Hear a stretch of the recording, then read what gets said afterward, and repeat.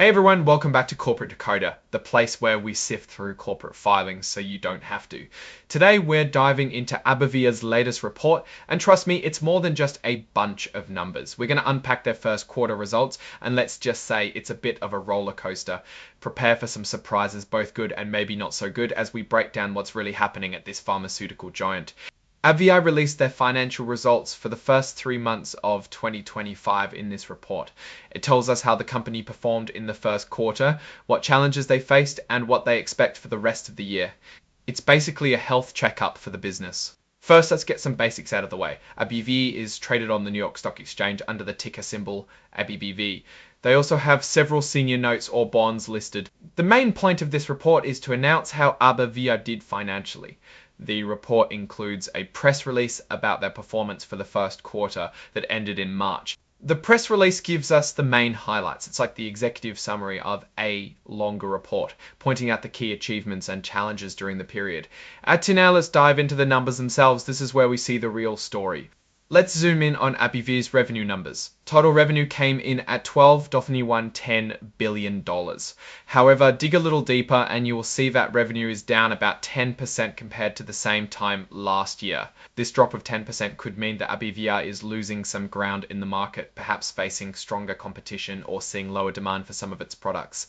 Looking at where AbbVie makes its money, the United States is their biggest market, bringing in $9.1 billion in revenue, but that's still a drop of almost 8% compared to last year. Internationally, the picture is even worse. Revenue outside the US fell by nearly 16%. One of the biggest reasons for this revenue drop is Humira, AbbVie's blockbuster drug. Sales of Humira have plummeted nearly 36% worldwide.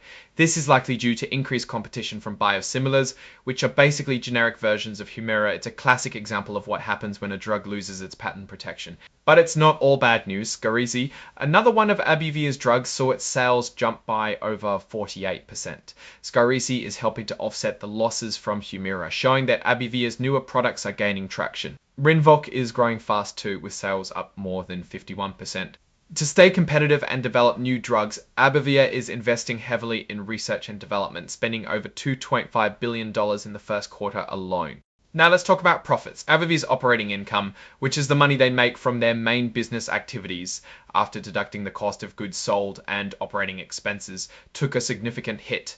It went from around $3.9 billion odd if files need good operations than it did last year. The company's net earnings, or the actual profit they take home after all expenses and taxes, also saw a huge decrease, dropping from about $2.4 billion to a loss of $136 million. Looking at AbbVie's financial health, they have about $9.6 billion in cash and cash equivalents. This is important because it gives them a buffer to invest in new opportunities, pay off debt, or weather any storms that come their way. The company has about $25 billion in current liabilities, which are debts due within the next year. AbbVie has a significant amount of long-term debt, totaling over $47 billion.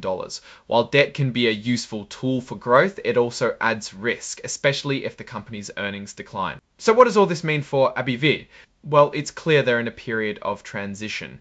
The decline in Humira sales is a major challenge, but the growth of Skyrizi and Rinvoq shows they're not standing still. They're actively working to bring new products to market and diversify their revenue streams. The company is focused on managing expenses and investing in future growth. They're trying to balance short-term challenges with long-term goals. Looking at these numbers more broadly, AbbVie is facing a tough situation with the loss of Humira revenue, but they're taking steps to adapt. The success of Skyrizi and Rinvoq will be key to their future, and their continued investment in research and development is crucial for staying competitive. They're not in immediate danger thanks to their cash reserves, but they need to manage their debt carefully and keep those new drugs coming.